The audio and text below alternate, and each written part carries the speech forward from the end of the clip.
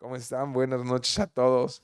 Espero que se encuentren bien ahí en casa y que estén súper listos para poder ir a nuestro estudio de Proverbios. Y hoy nos toca ir a través de Proverbios capítulo 19.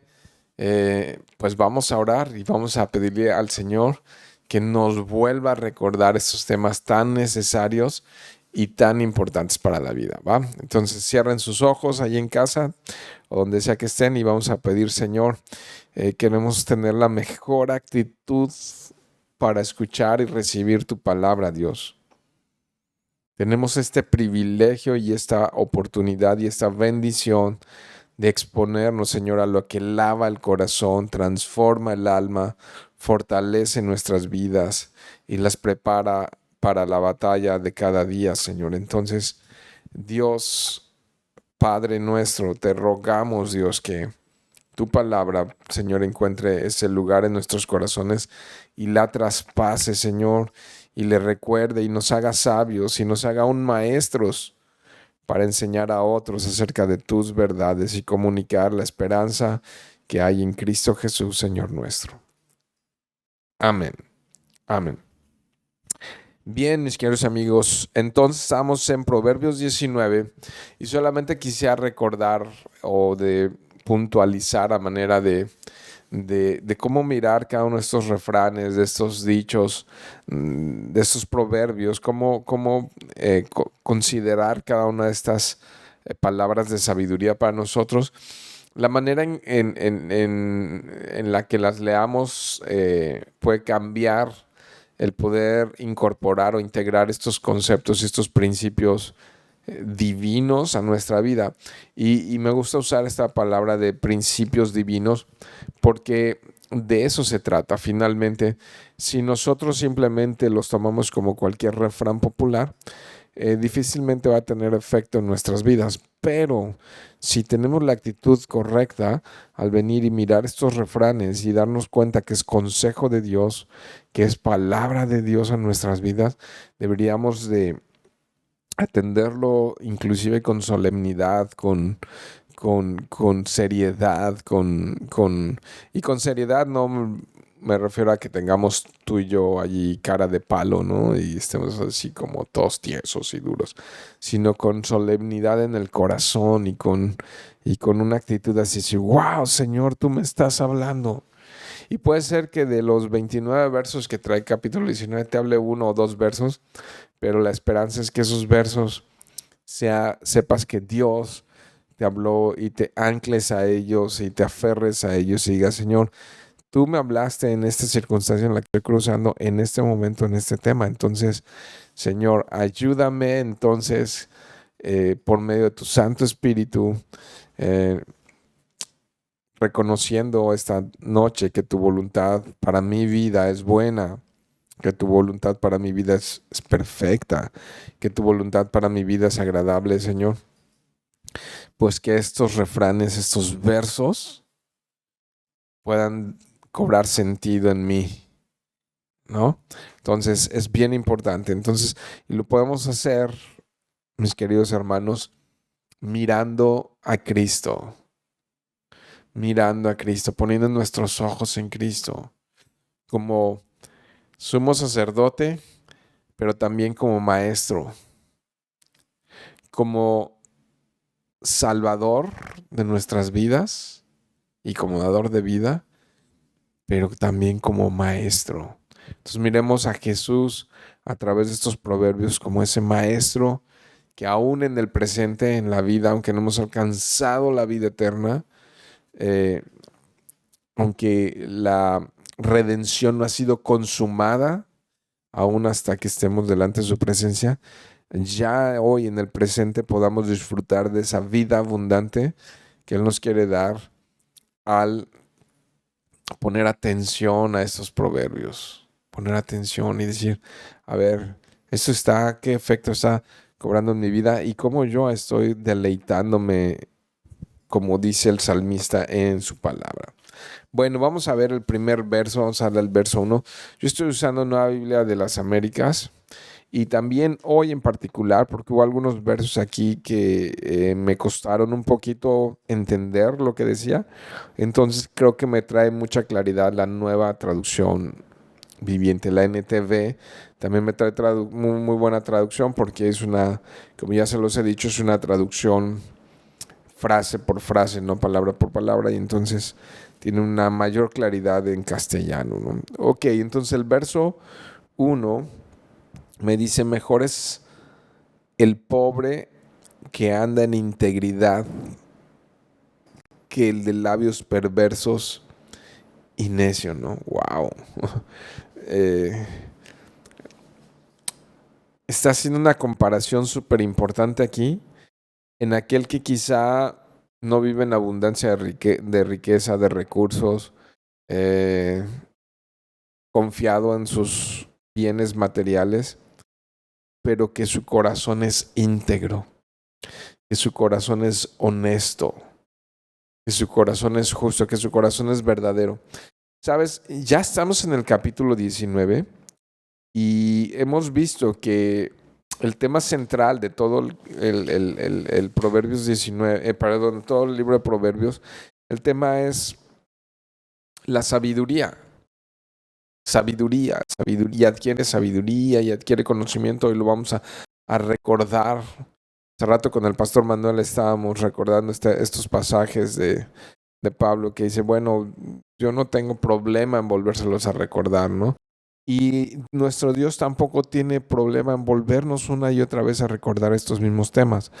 Pero bueno, aquí estamos hablando entonces de un libro de sabiduría y los primeros capítulos fue muy insistente y todo el libro insiste en adquirir sabiduría. Pero hay algunos sinónimos que debemos de recordar, sinónimos de sabiduría, para medirnos, ¿no? Como qué tan sabio soy o qué tan insensato soy. Y bueno, un sinónimo bíblico, obviamente estoy hablando de sinónimos bíblicos, no de la Real Academia. Un sinónimo de sabiduría es temor a Dios. Temer a Dios. Otro sinónimo que podemos encontrar en Proverbios de sabiduría es alguien que tiene cordura. Alguien que se modera. También otro sinónimo de sabiduría es integridad. Una persona que anda en la verdad y una persona que es confiable, ¿no?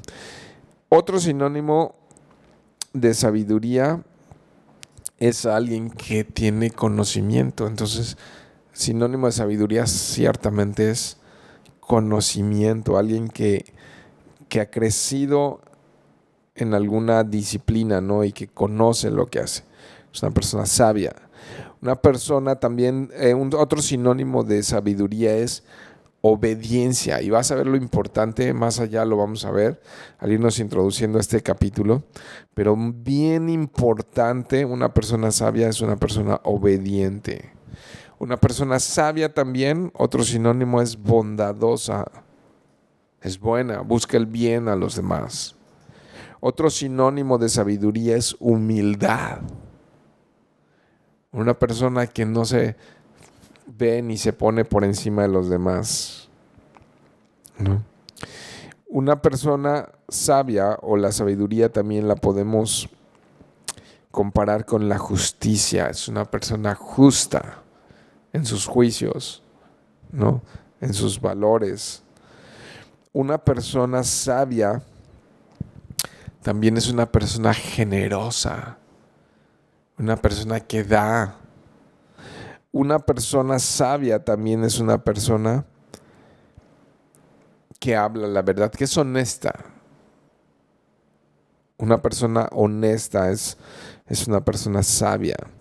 Y podemos seguirnos, pero yo puse una más y quizá tú puedas ahí compartir algunas más, pero en el chat. Pero yo puse una más que es que una persona sabia es una persona leal. Puedes encontrar en esa persona lealtad y dices, esta es una persona sabia y quieres estar con sabios y quieres rodearte de sabios y quieres eh, ser parte de una familia de sabios y tener amigos sabios y ser sabio también, ¿no? Esto es lo que deberíamos de desear muchísimo de parte de Dios al estar yendo por Proverbios 19. Y entonces, mejor, vuelvo a repetir el verso 1, es el pobre que anda en integridad. Entonces, integridad es una característica del hombre sabio, que el de labios perversos y necio. ¿Cómo le titulé yo a este sermón? Por cierto, le titulé Realidades, porque aquí en estos capítulos ya, y especialmente en el 19, yo miro a Salomón lanzando ciertas frases que nos hablan de realidades, ¿no? Dice entonces que es mejor una persona que anda en integridad que aquel que es de labios perversos y necio, ¿no? Que aquel que es deshonesto, aquel que no puedes confiar en él, ¿no? Recuerdo haber tenido un albañil con el que colaboramos haciendo mucha obra por muchos años, hace tiempo atrás, murió en la pandemia. Y ese hombre, llamado Felipe, que llegué a apreciar muchísimo, era justamente un hombre íntegro y era un hombre honesto y era un hombre que daba testimonio de su fe y de su confianza en Jesucristo. Y era un hombre confiable. Mientras colaboró conmigo no se me perdió nunca ni un foco de las obras o de la construcción y era muy, muy, muy bueno verlo en su testimonio. Y era un hombre que viajaba a diario en su bicicleta y viajaba a distancias para llegar a su casa, venir y trabajar. Y era un hombre realmente que pues no ostentaba ser una persona con muchos recursos, con mucho dinero, pero que realmente me hablaba su testimonio de que era una persona realmente feliz y contenta, ¿no? Porque era un hombre que amaba a Dios y a mí el verso 1 me hizo recordar a Felipe. Fíjense que el verso 22, si lo quieres leer de una vez por allí, también un poquito nos habla de esto. Dice el verso 22, lo que es deseable en un hombre es su bondad, es decir, lealtad, ¿no? También se traduce como lealtad. Y es mejor ser pobre que mentiroso. Wow, ¿no? Entonces muchas veces el carácter es más importante, mucho más importante. No muchas veces, siempre el carácter es más importante que los recursos, ¿no? Mucho más importante que las capacidades económicas que alguien pueda tener. Verso 2, tampoco es bueno para una persona carecer de conocimiento. Entonces te fijas, una característica de la sabiduría es conocimiento. Y sigue diciendo el 2, y el que se apresura con los pies peca, ¿no? Esto es bien interesante, ¿no? Porque, pues imagínate una persona sin conocimiento pero apurada para hacer algo. Hace muchos años me tocó colaborar con el laboratorio médico del Chopo, me tocaba diseñar e imprimir hacer gran parte de su producción gráfica. Y recuerdo que el director de comercialización que se hizo mi amigo y teníamos buenas conversaciones, me decía: Yoshimi, no hay cosa más difícil de encontrarse que un tonto con iniciativa. Decía, un tonto con iniciativa genera muchos problemas, ¿no? Y a veces con entusiasmo y muchas, sí, quiero hacer, pero una persona que no tiene rienda, una persona que no tiene dominio, una persona que no tiene carácter, una persona que no se prepara, una persona que lo hace nada más por hacer, pues produce muchos errores. Y es básicamente lo que nos está diciendo este proverbio, ¿no? Que entusiasmo sin conocimiento produce errores, ¿no? Dice ahí, y el que se apresura con los pies peca. Verso 3 nos dice, la insensatez del hombre pervierte su camino y su corazón se irrita contra el Señor, ¿no? Entonces, la gente, lo que nos está diciendo es que la gente arruina su vida por necedad. Se aferra a sus ideas, se aferra a sus pensamientos, los defiende a capa y espada, no reconoce su debilidad, no reconoce sus errores, ¿no? Y entonces eso es necedad. Y de repente, vamos a poner una ilustración, ¿no? Los papás ven que la hija tiene un novio y que le puede desviar de su camino con el Señor, y los papás en su cuidado y amor le aconsejan y le dicen, hey, pues mira, hemos visto esto, ¿no? Y podemos ver cosas peligrosas en el carácter de ese hombre y todo. Y la chica pues no quiere escuchar, se vuelve necia, ¿no? Y entonces llega a un punto donde después arruina su vida y es lastimada y es herida y sale estropeada, ¿no? De la relación, y, y, y en lugar de humillarse y volverse al Señor, lo que hace es se enoja con Dios, ¿no? Y ahora no quiere saber nada de Dios y dice, no, yo no quiero saber nada del Señor.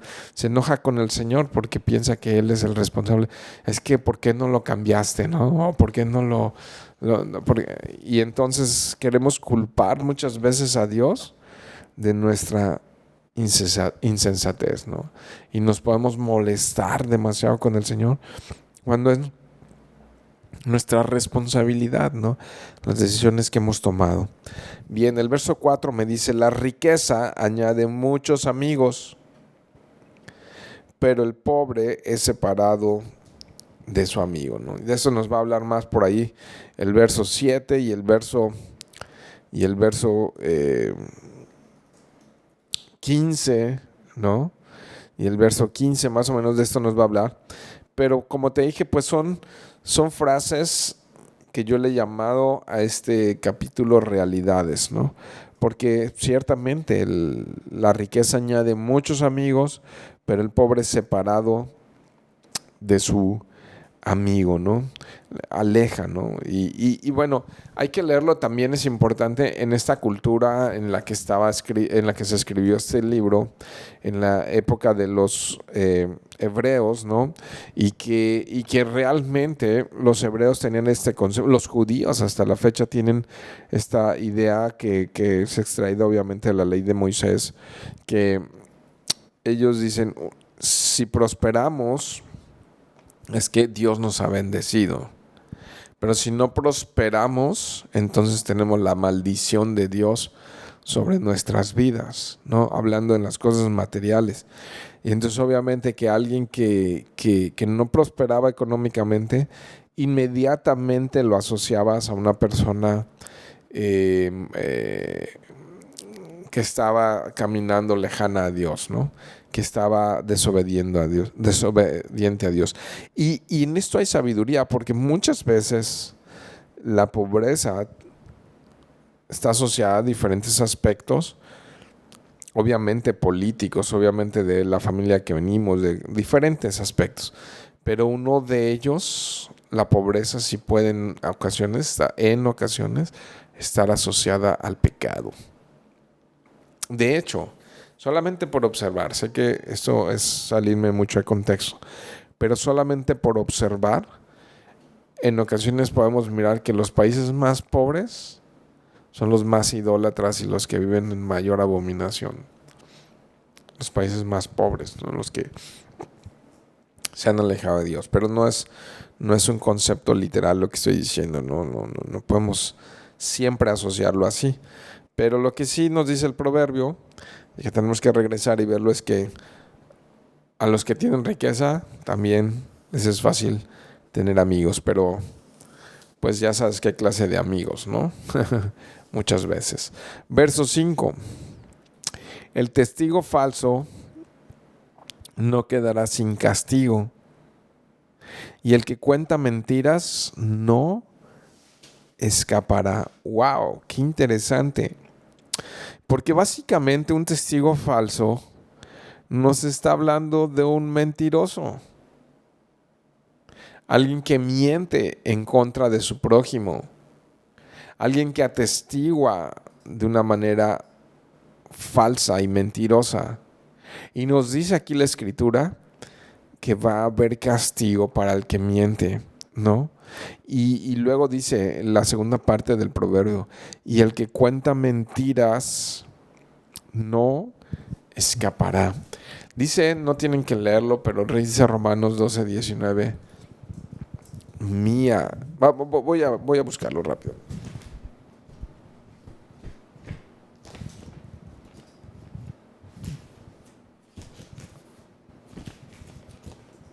Romanos.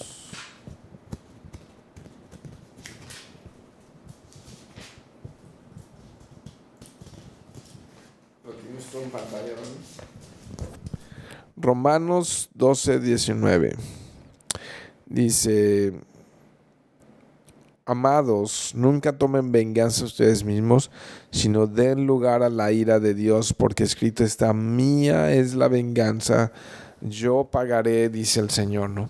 Entonces, cuando un mentiroso atestigua en contra de su prójimo y uno a veces quiere tener el deseo de defenderse por uno mismo, uno tiene el deseo de venganza, el deseo de justicia, el deseo, y dice Dios: hey, yo soy el que me voy a encargar de hacer justicia.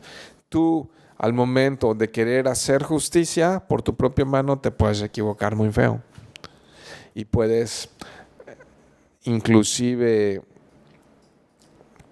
dar espacio en tu corazón para el resentimiento, para el enojo no depurado, para el enojo no tratado, y entonces muchas cosas tremendas pueden ocurrir, ¿no? Entonces, lo que nos está diciendo aquí básicamente es que Dios se hará cargo de los mentirosos. Y miren qué noticia. Vayan conmigo a Apocalipsis capítulo 21.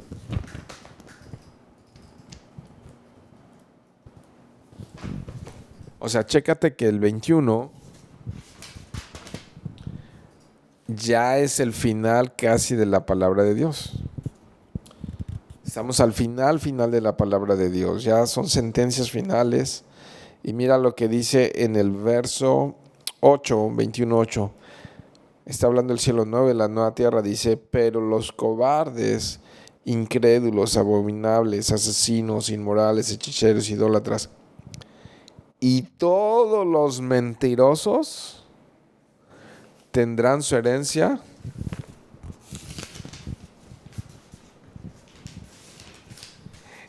en el lago que arde con fuego y azufre, que es la muerte segunda. Entonces, vaya sentencia para los mentirosos. Y déjenme hacer una pausa. La mentira es algo muy serio. Uno de los códigos, digamos, éticos y morales quizá más fáciles de romper y más peligrosos es el mentir. Si tú violas tu conciencia para decir: creo que puedo mentir y puedo decir algo que no es verdad,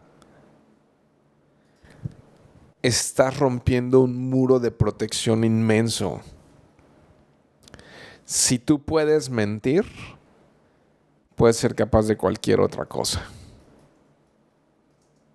Puedes ser capaz de robar, puedes ser capaz de matar, puedes ser capaz de serle infiel a tu esposa, a tu esposo. Puedes ser capaz de las peores barbaries. Puedes ser capaz de consumir sustancias que te destruyan. Puedes ser capaz de mil cosas si violas un código tan básico como es transgredir tu conciencia y decir: puedo mentir. Y por eso a mí me hace mucho sentido que la Biblia me repitan muchas veces. Yo nada más les llevé ahorita Apocalipsis porque creo que es más fuerte y es el final. Y dice: los mentirosos se van a quedar allá afuera. Ellos no van a poder disfrutar de la vida nueva, del cielo nuevo y de la tierra nueva, de la gloria de Dios. Ellos se van a quedar fuera de ese aspecto, ¿no? Y van a estar en el lago de azufre, ¿no? En el castigo eterno. Allí van a estar. No va a terminar. Allí van a estar. Es un lugar de tormento indescriptible, ¿no? Bueno, si regresas allá a Proverbios, es lo que nos dijo la segunda parte del verso 5. Pero observa que el verso 9 también dice lo mismo. El verso 9 dice: el testigo falso no quedará sin castigo, y el que cuenta mentiras perecerá. ¿Te fijaste? Cómo repite este mismo capítulo lo mismo en dos ocasiones.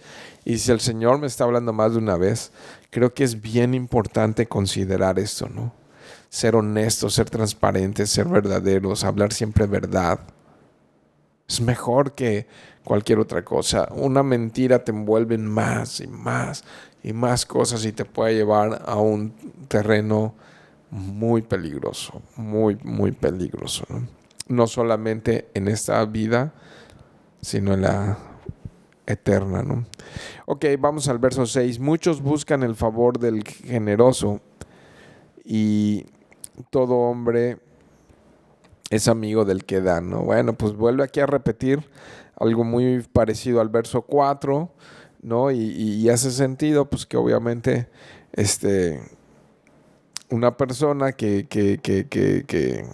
da, que tiene riquezas, que apoya a otros, pues obviamente que se hace amigo. Y hay muchos que buscan a través de esto, pues buscar amigos, ¿no? Pero alguien que no tiene, pues aún sus parientes lo van a despreciar, ¿no?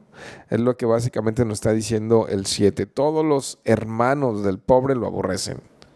Aún los parientes, ¿no? Pueden... Y te digo, porque la pobreza está asociada bíblicamente en el concepto de Moisés a, pues obviamente está asociada, la pobreza está asociada al pecado, ¿no? En ciertos rubros y en ciertos casos, ¿no? Es lo que nos dice el verso 7. Dice, cuánto más sus amigos se alejarán de él. Los persigue con palabras, pero ellos se han ido, ¿no? Y entonces todavía va detrás y quiere buscar algún favor y quiere buscar ayuda.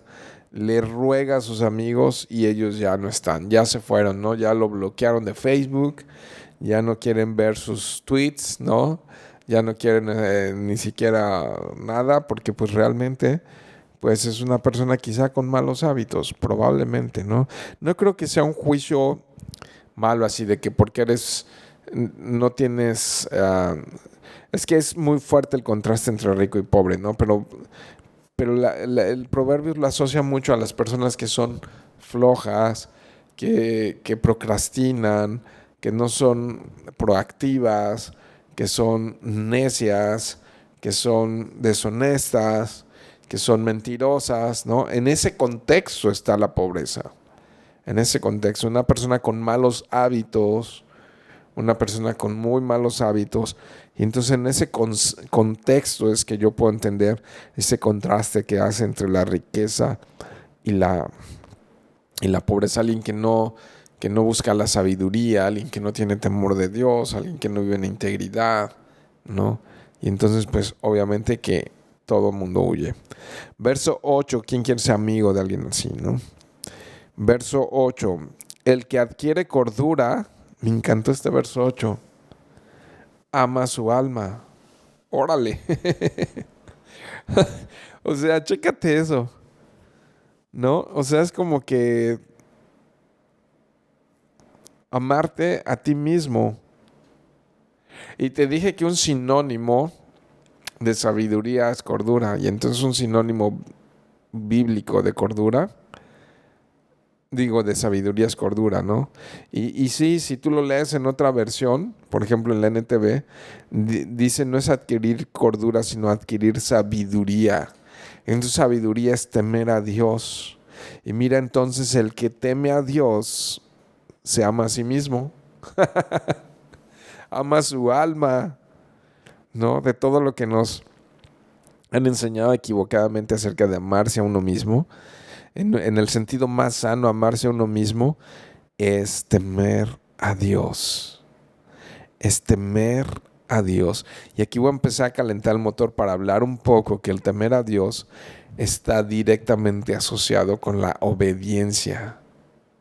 Y obedecer a Dios es lo mejor que le podemos dar a nuestra alma. Literal lo voy a expresar así. Es el secreto de la felicidad. Es el secreto de la vida, de vivir en paz. Lo vamos a ver más adelante. De vivir en paz, de vivir en seguridad, de vivir en gozo, cuando obedeces a Dios. Entonces es impresionante ese verso 8, el que adquiere cordura ama su alma, el que guarda la prudencia, te dije que el sabio es prudente, ¿no? Hallará el bien. ¿Te das cuenta? Hallará el bien, le va a ir bien, va a tener paz, va a tener gozo, va a tener buenas relaciones, va a tener muchas cosas buenas. Significa que le va a ir bien, que va a prosperar, ¿no? Y vuelve el verso 9 a hablar de los mentirosos, ya lo vimos, ¿no? Luego nos saltamos al 10 porque el 9 ya lo vimos. El 10 dice, al necio no conviene la vida, o sea, al necio no conviene la vida de lujo, mucho menos a un siervo gobernar a los príncipes, ¿no? Qué interesante está esto. También me hace sentido en un tema de delegar, en un tema de delegar una tarea, de delegar una función, de delegar un trabajo, de poner a alguien en posición, de poner a alguien en autoridad, de delegar una misión, un compromiso, una situación allí. Y entonces, inclusive habla aquí este verso 10 de imagínate a alguien que es rebelde, es necio, es mentiroso, es soberbio, trata a las demás personas mal. Y dice, imagínate, le das dinero, no le conviene una vida de lujo, no le conviene estar rodeado de lujos, porque pues va a malgastar todo, va a desperdiciar todo, va a echar a perder todo lo que pongas en sus manos, ¿no? Mucho menos a un siervo gobernar a los príncipes, ¿no? Tampoco le puedes poner autoridad. Está hablando de una persona necia, de una persona insensata, ¿no? Que si le delegas autoridad y es una persona que no obedece, que no ha corregido su vida, que no quiere arrepentirse, que no quiere enderezar su camino y lo pones en una posición alta, va a terminar destruyendo las cosas, ¿no? Y luego dice el verso 11, la discreción del hombre, entonces otra vez, ¿cómo es el sabio? Discreto, ¿no? Sensato. Dice, le hace lento para la ira. Es decir, una persona discreta no pierde los estribos. No lo domina el enojo. No lo domina el coraje. Y yo creo que eso, fíjate lo que dice la segunda parte, es impresionante. Y su gloria es pasar por alto una ofensa, ¿no? Entonces, sabes que una persona así que puede responder correctamente a un estímulo donde pudiera enojarse y gritar y humillar y blasfemar, pero realmente se controla a sí mismo, su gloria es que gana el respeto de las personas. Una persona que tiene dominio propio se gana el respeto de las personas. Es así. Verso 12. Como rugido del león, en la ira del rey, y su favor como rocío sobre la hierba. Bueno, ya lo habíamos visto, creo que el capítulo anterior estuvimos hablando de esto, y pues es una realidad, ¿no? Si tienes el favor de la autoridad, qué bendición. Pero si la autoridad está molesta o enojada contigo, a temblar, ¿no? Porque es como el rugido de un león, ¿no? Si la ira del rey, si la ira de la autoridad está sobre de ti, pues ten cuidado, ¿no? Y lo mismo aplica este verso 12 en nuestra bendita relación con nuestro Señor. De hecho, Jesús es conocido también en la Escritura como el león de la tribu de Judá, ¿no? Y Él es nuestro Rey de reyes y Él es nuestro Señor de señores. Y entonces, si el león ruge, ponte a temblar, ¿no? Pero si su favor está sobre de ti, no es más que bendiciones como rocío sobre la hierba. Es una bendición suave y delicada, ¿no? Y dices, gracias Dios. A partir del verso 13 nos va a estar hablando también ya de aspectos un poco familiares, o sea, en el entorno de la familia. Dice, el hijo necio, dime si no es una realidad, es ruina de su padre y gotera constante las contiendas de una esposa, ¿no? Entonces, el hijo necio es un dolor y una calamidad para sus padres, ¿no? Es un dolor, es una vergüenza. Aquel que no escucha consejo, aquel que no obedece, aquel que se llena de orgullo, de soberbia, ¿no? Que no honra, que no respeta, aquel que no. Entonces, es destrucción para su padre, ¿no? Y lo mismo habla en este sentido de una mujer, está en el mismo verso. Una esposa que busca pleitos. Es también otro refrán, ¿no? O otra frase, más bien. Dice por ahí que es como cuchillo de palo, a veces algo que nos está tuk, tuk, tuk, como gotera continua, dice aquí. De hecho, las goteras continuas en la antigüedad, al menos en la época de la Inquisición y en épocas ya de la colonia aquí en México, había un tipo de tortura que hacían, que ponían a alguien en un lugar en una esquina y desde arriba le tiraban una gota continua en la cabeza y eso atormentaba y torturaba de una manera impresionante a las personas. Pero aquí me parece que está hablando de una gotera en una vivienda, ¿no? Que pues de todas maneras es algo muy molesto y es algo muy desagradable. Una persona que está nada más tac, tac, tac, tac. Verso 14. Casa y riqueza son herencia de los padres. Pero chéquense esto, cómo contrasta el verso 14 en esta poesía hebrea que es paralelismo. Dice, pero la mujer prudente viene del Señor, ¿no? Entonces, pues sí, puedes tener casa y riqueza y herencia de los padres y eso es algo muy bueno, pero hay algo mejor que viene del Señor. Y es una mujer, como en la sabiduría, una mujer sabia, una mujer prudente, una mujer que sabe cómo responder, una mujer que sabe cómo ser ayuda idónea, una mujer que sabe cómo respetar y fomentar y cuidar el lugar y la autoridad que Dios ha puesto sobre su vida, que es su esposo y que es su cabeza. Eso es una tremenda recompensa, es un tremendo legado, es una tremenda gracia de parte de Dios, ¿no? Y esto es una bendición. Entonces, para todos, el saber que quien haya esposa y hay una esposa que viene de Dios, haya el bien y el favor de Dios, ¿no? Entonces, la segunda vez o tercera que aquí nos dice el libro de Proverbios, que es una tremenda bendición tener una esposa que teme al Señor, ¿no? Y yo puedo decir triple amén a eso. Verso 15, la pereza hace caer en profundo sueño y el alma ociosa sufrirá hambre. Es una realidad, ¿no? Alguien que le pide permiso a una mano para mover la otra, siempre lo expreso así, ¿no? Alguien que, ¿no? Y no es proactivo y no es responsable y no es dedicado y no adquiere sabiduría y no es diligente, ¿no?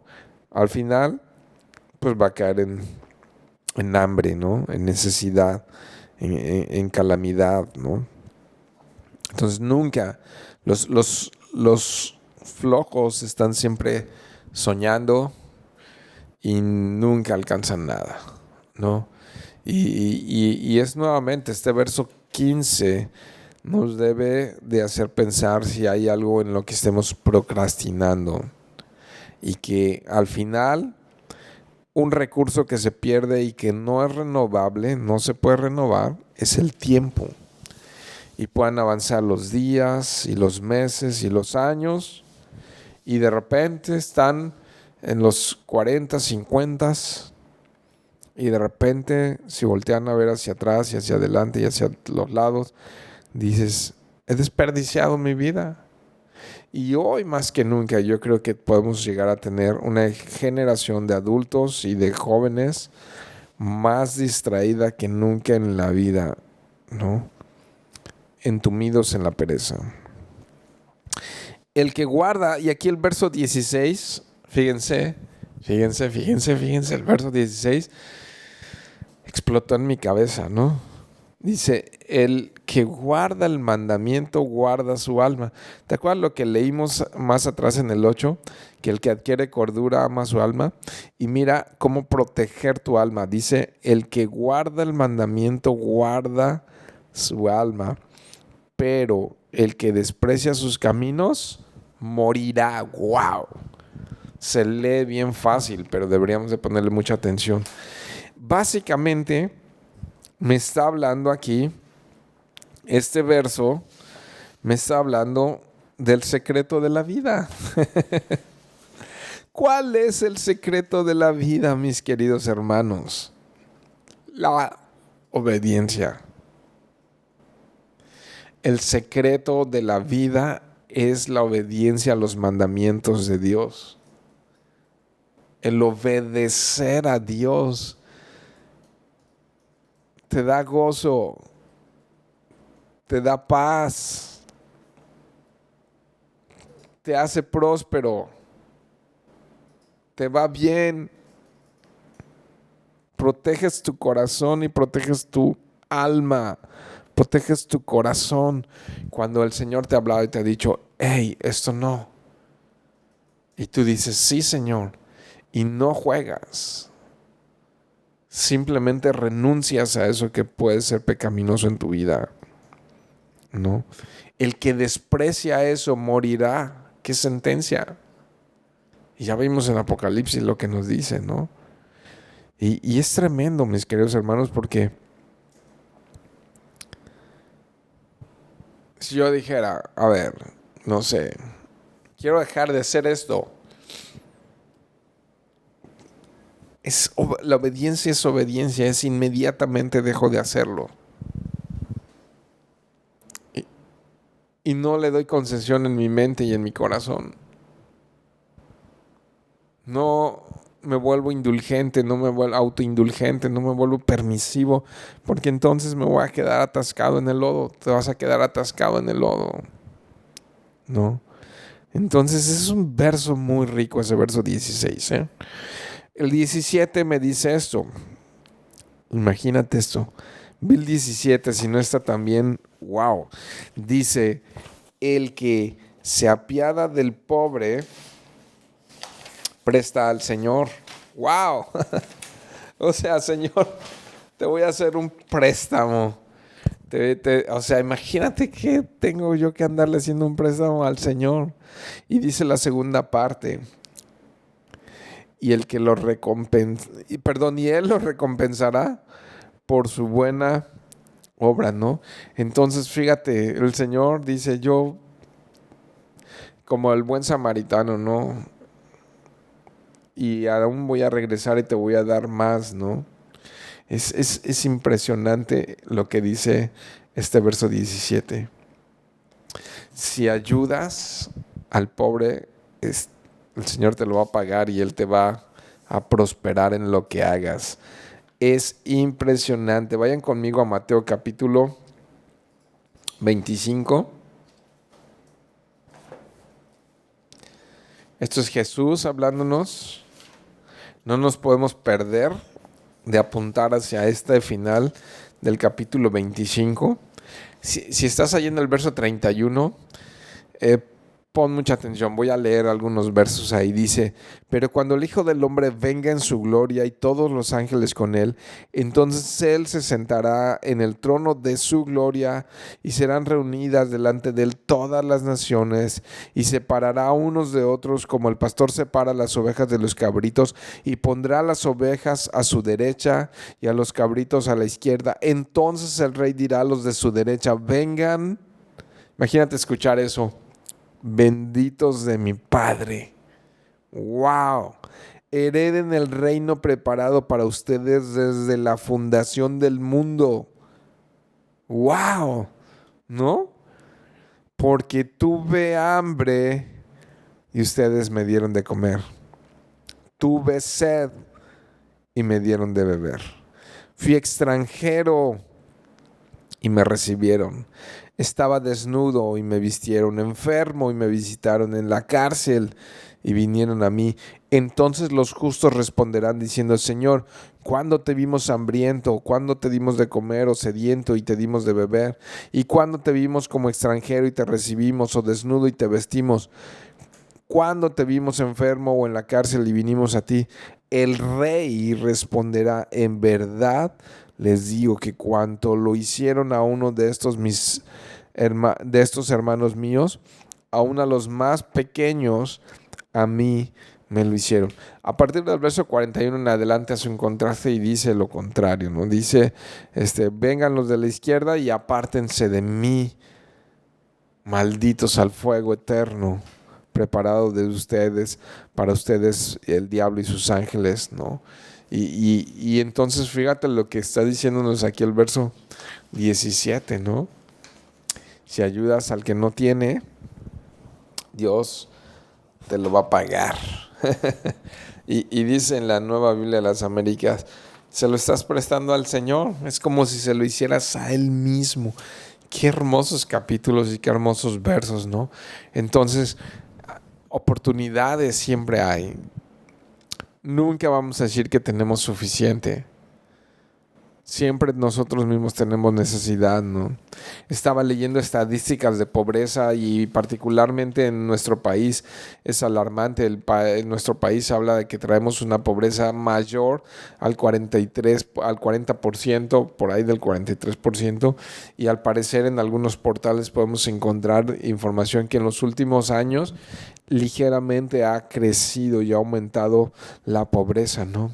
El Coneval y otros clasifican la pobreza, incluyendo al INEGI y otros, entre pobreza moderada y pobreza severa, pero pobreza finalmente, y la clasifica como personas que no tienen acceso a la salud, personas que no tienen acceso a la educación, personas que no tienen acceso a la seguridad, a la vivienda, servicios básicos como es el agua, como es un piso de firme, de concreto, como es accesos a la comida.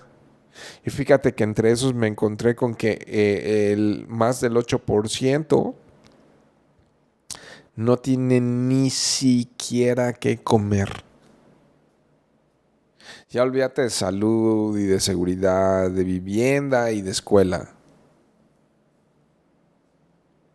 El 8% de la población en México no tiene que llevarse a la boca. Eso es tremendo, mis queridos hermanos. En porcentajes de población, más de 55 millones se encuentran en pobreza en nuestro país.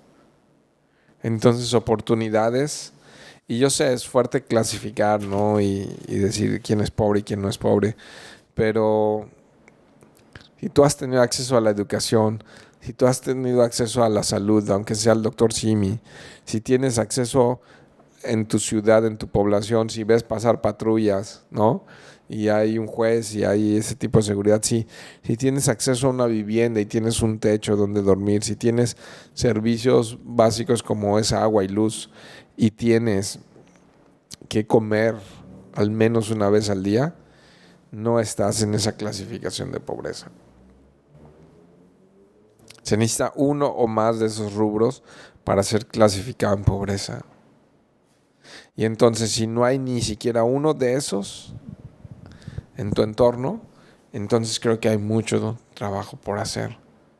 Porque si se lo hacemos a uno que está en esa condición y nos salimos un poquito de nuestra área terrible de confort y de a veces de egoísmo y de pensar en nosotros mismos, y nos salimos, seguramente vamos a encontrar muchas oportunidades para ejercer lo que dice Proverbios 18:17. Bueno, pues ciertamente. Luego dice el verso 18, ciertamente, es mi título para este sermón: disciplina a tu hijo mientras hay esperanza, pero no desees causarle la muerte, ¿no?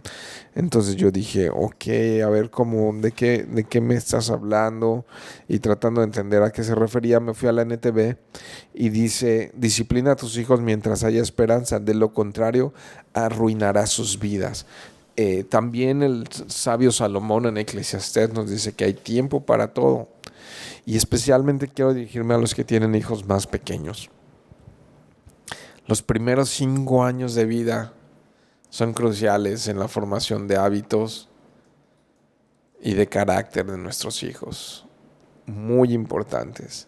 Entonces, lo que esté pasando en ese seno familiar, lo que esté pasando en nuestras casas en los primeros 5 años es bien importante.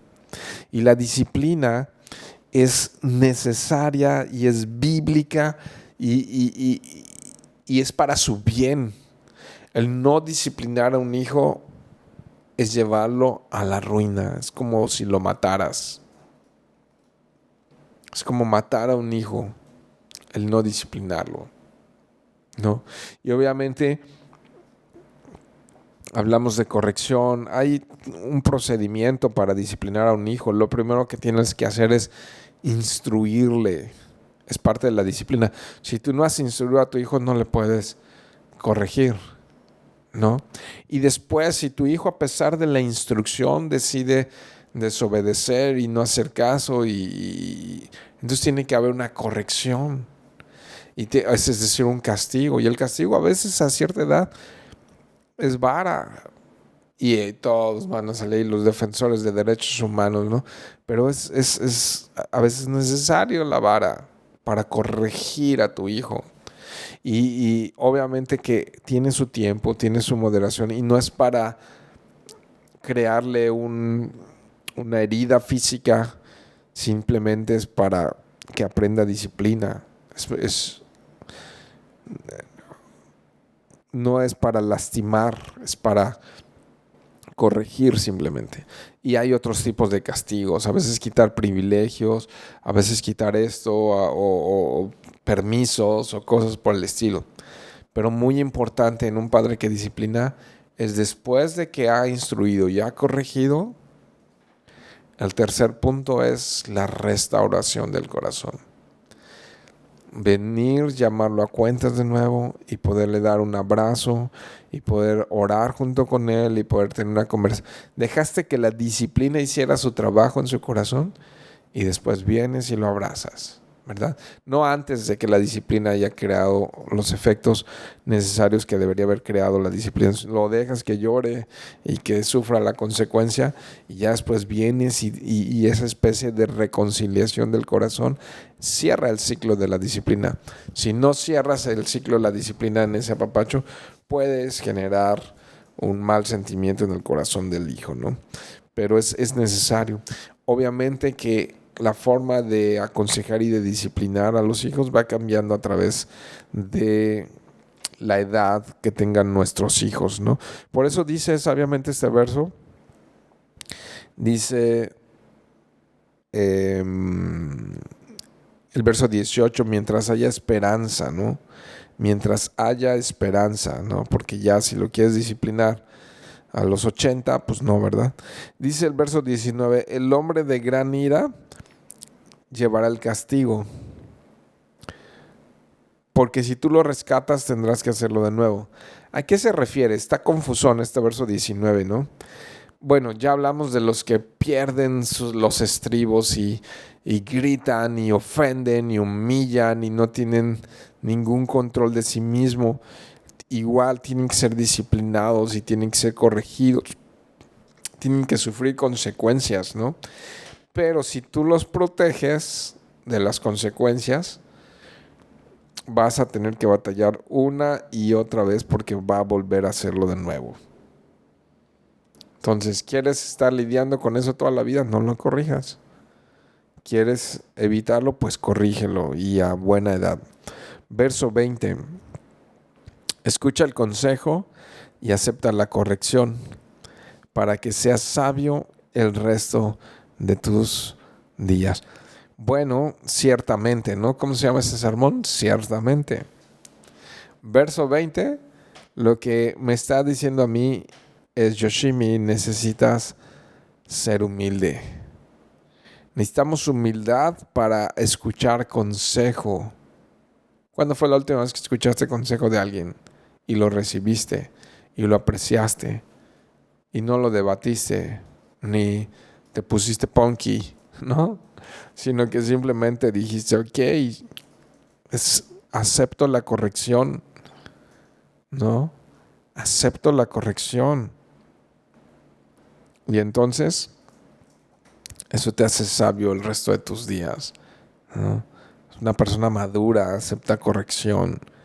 ¿Cuándo fue la última vez que recibiste consejo y corrección y lo aceptaste, ¿no? Verso 21, entonces también un hijo, ¿no? Está hablando del de ira, del hijo, ¿no? Y de todo, en estos versos está hablando de esa corrección y de esa disciplina.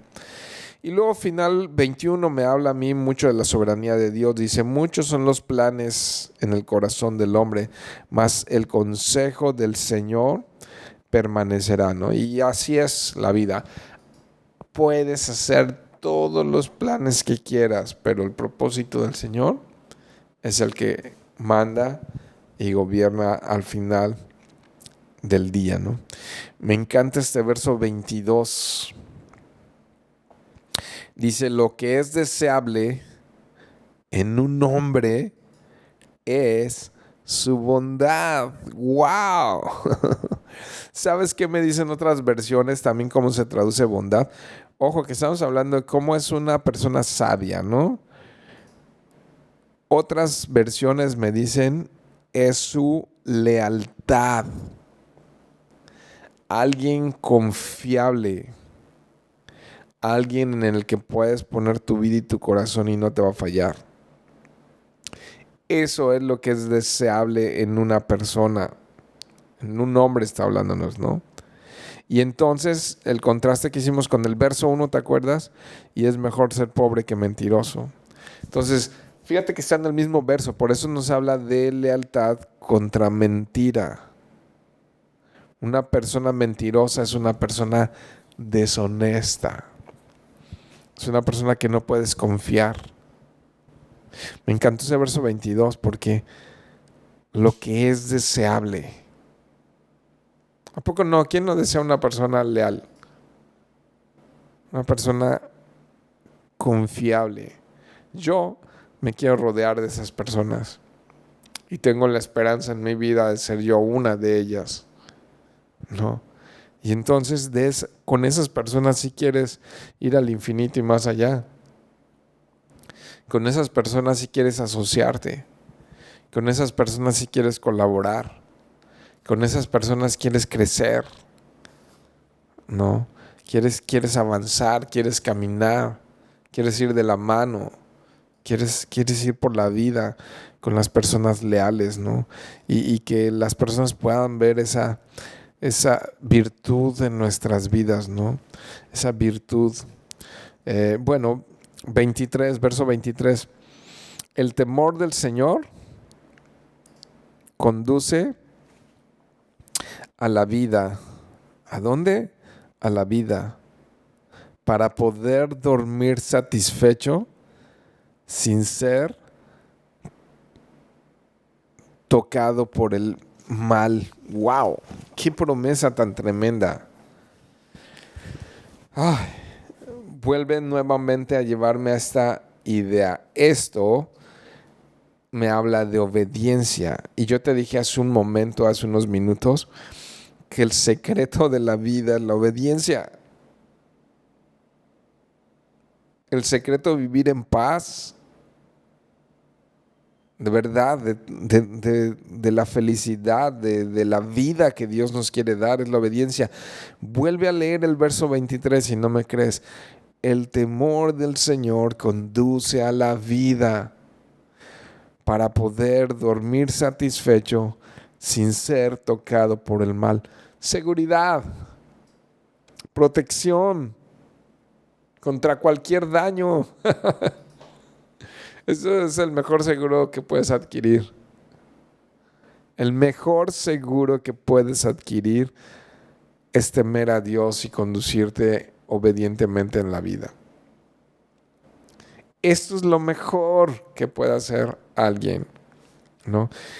Ojo que al principio te dije claramente que necesitamos hacerlo por los motivos correctos. Y el motivo en nuestras vidas debe ser Cristo. Y si no lo es, todo lo demás es en vano. Si Cristo no es el motivo de mi corazón, nada vale que lo intente, ¿no? Pero si Cristo es el rey, el capitán de mi corazón, entonces yo quiero obedecer. Y yo sé que el fruto de eso va a ser gozo, va a ser paz. Él me va a cuidar, Él me va a proteger, porque no me estoy desviando hacia caminos.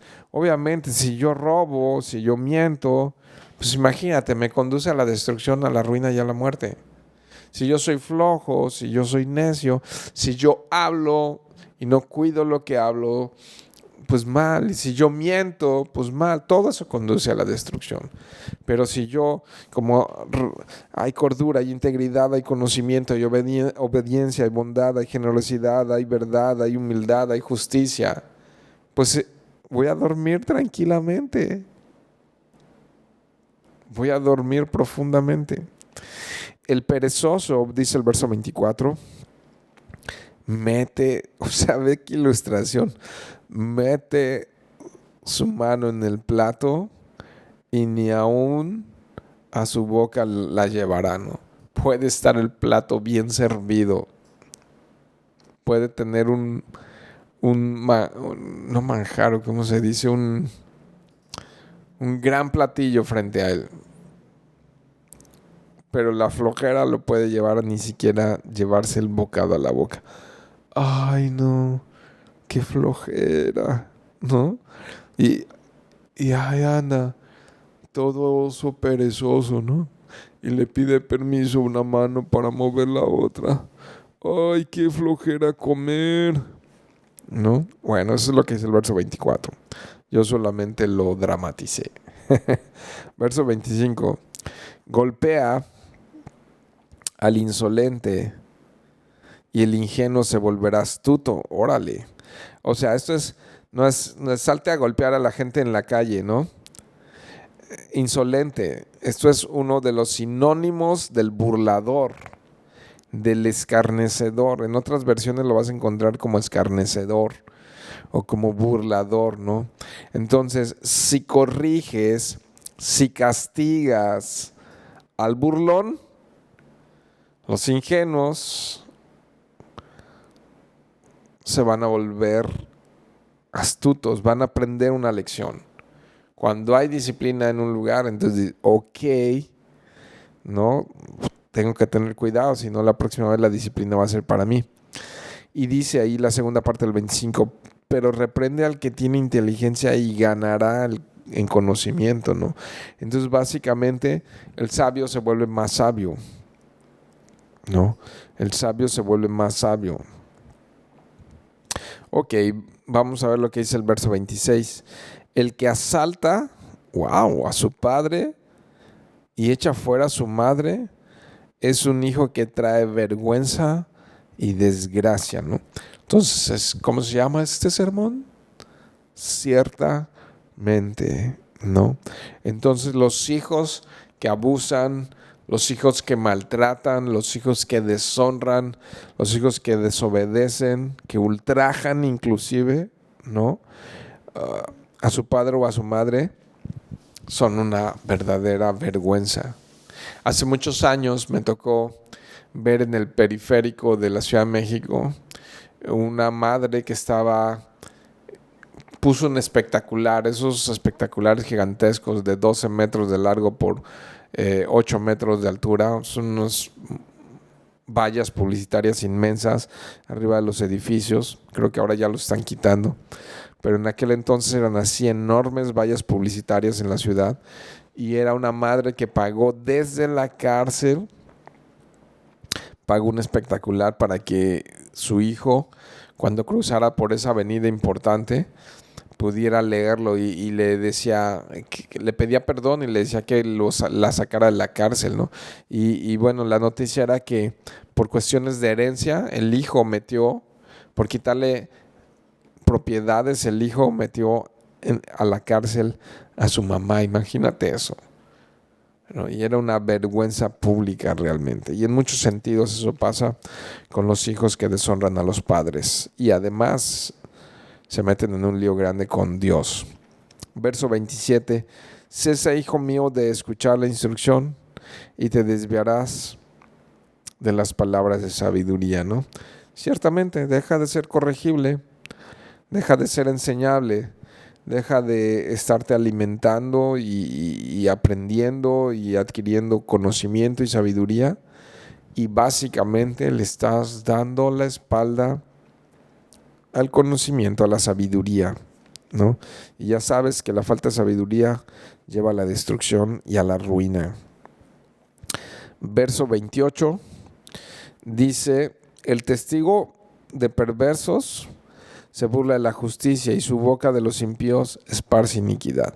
Pues ya hablamos de eso, ¿no? De los que mienten, de los que actúan en contra de su prójimo con injusticia y obviamente lo que hablan, la boca de los impíos esparce mentiras, esparce maldad, esparce chisme, ¿no? Aguas con el chisme, ¿no? Estar queriendo hablar cosas que ni nos constan o que ni podemos resolver, ni que deberíamos de prestar ni oídos ni atención y nos volvemos no más que impíos cuando prestamos atención a eso. Verso 29, con este cierra, y es un reflejo este 29 también del 23, ¿no? Que nos habla ahí de la consecuencia final. O sea, ve cómo el 23 conduce a la vida, pero ve cómo el 29 conduce a la muerte. Los juicios están preparados para los insolentes y los azotes para las espaldas de los necios. Ciertamente, ¿no? Ciertamente para ellos es el castigo, para aquellos que no le han dado un lugar en su corazón al Señor Jesús. Mis queridos amigos, pues vamos a orar y nos despedimos. Padre, gracias te damos por tu palabra. Gracias te damos por este precioso capítulo que nos has hecho recordar con verdades firmes. Y sí, Señor, así, hasta que penetren en nuestro corazón, sigue martillando esto en nuestra vida, Señor. Ayúdanos a ser humildes, obedientes, enseñables. Danos sabiduría, Señor. Danos sabiduría, Dios. Así como Santiago dice, si a alguno le falta sabiduría, pídasela a Dios y Él se las va a dar abundantemente y sin reproche, Señor. Así es que yo hoy con todo mi corazón te ruego, dame sabiduría, Señor. Dame sabiduría, Dios. Hazme un hombre sabio, Señor. Hazme un hombre sabio, te lo ruego en el nombre de Jesús. Y bendice a toda esta congregación, Señor, a Calvary Norte y a todos tus hijos que se han conectado o que escucharán esta transmisión. Gracias te damos en el nombre de Jesús. Amén.